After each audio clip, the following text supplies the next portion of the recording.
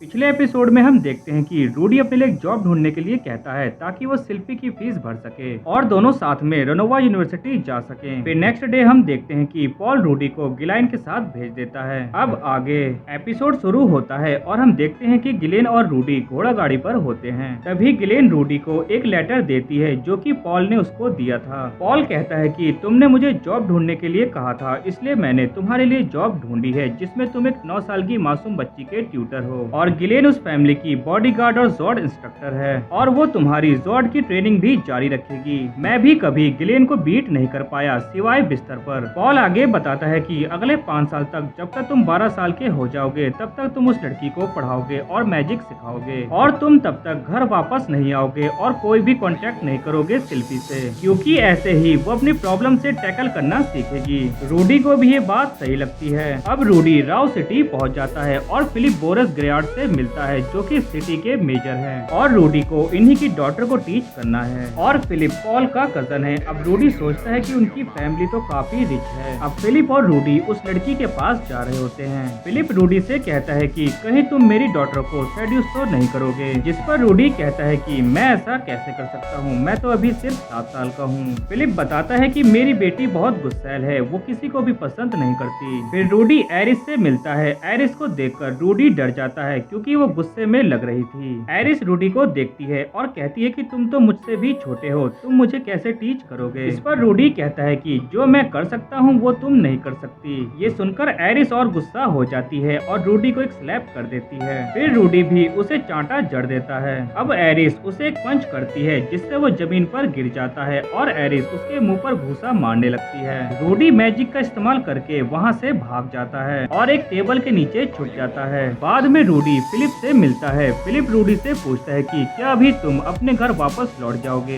इस पर रूडी कहता है कि मैं अपने घर वापस नहीं जा सकता, मेरे फादर मुझ पर हंसेंगे। फिलिप रूडी की इस बात से खुश होता है और आगे का प्लान पूछता है। रूडी सोचता है कि अगर हम वॉयलेंस से एरिस को समझाएंगे तो वो मैजिक को नहीं समझेगी, इसलिए रूडी एक किडनैपिंग का ड्रामा करने को कहता है। अब नेक्स्ट सीन में हम देखते हैं कि रूडी सोने को चला जाता है और जब वो उठता है तो देखता है कि वो एक बक्से में बंद है और उसके हाथ बंधे हुए हैं। ये सब रूडी का ही प्लान था। अब रूडी एरिस को उठाता है और एरिस से कहता है कि देखो, अगर तुमको मैजिक आता तो तुम अपने हाथों को चुटकियों में खोल सकती थी। दरअसल रूडी उसे मैजिक की अहमियत दिखाना चाहता था। तभी एरिस जोर जोर से चिल्लाने लगती है, जिसे सुनकर एक गार्ड आकर एरिस को खूब पीटता है। रूडी को लगता है शायद ये भी ड्रामा का हिस्सा है, जिसके बाद वो गार्ड वहाँ से चला जाता है। फिर रूडी एरिस को हीलिंग मैजिक से पार्शली ठीक कर देता है और एरिस को बताता है कि अगर तुमको मैजिक आता तो तुम ये सब खुद भी कर सकती थी। अब रूडी गार्ड्स की बातें सुनता है तो उसे शक होता है कि ये ड्रामा वाले गार्ड्स नहीं हैं। अब रूडी चुपचाप यहाँ से भागने का प्लान बनाता है और एरिस से कहता है कि मैं यहाँ मरना नहीं चाहता, इसलिए मैं यहाँ से जा रहा हूँ। अब एरिस उसे भी यहाँ से ले जाने को कहती है।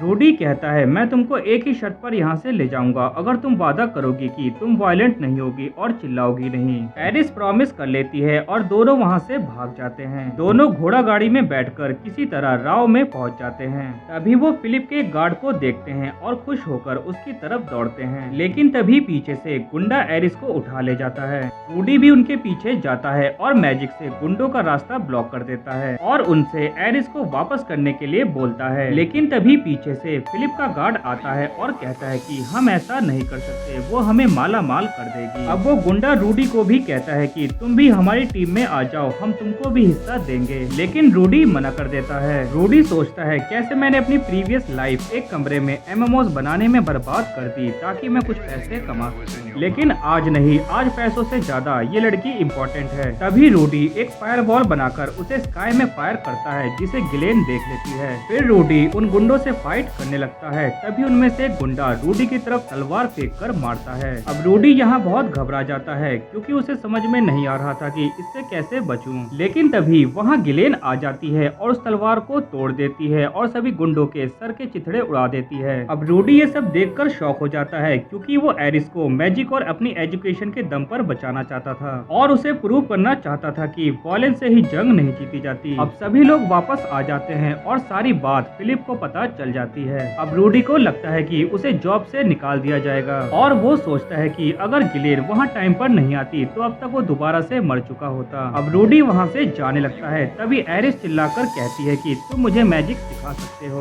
और वो रूडी को अपना ट्यूटर बना लेती है। रूडी इस बात से बहुत खुश होता है और यही ये एपिसोड खत्म हो जाता है। गाइस, अगर आप यहाँ तक आ गए हैं तो इसका मतलब आपको ये सीरीज पसंद आ रही है। अब पसंद ही आ रही है तो एक लाइक जरूर कर देना और सारे एपिसोड्स को देखने के लिए सब्सक्राइब भी जरूर कर देना और कमेंट में बता सकते हैं कि एरिस के फादर का पूरा नाम क्या था। तब तक के लिए मैं मिलता हूँ आपसे नेक्स्ट वीडियो में।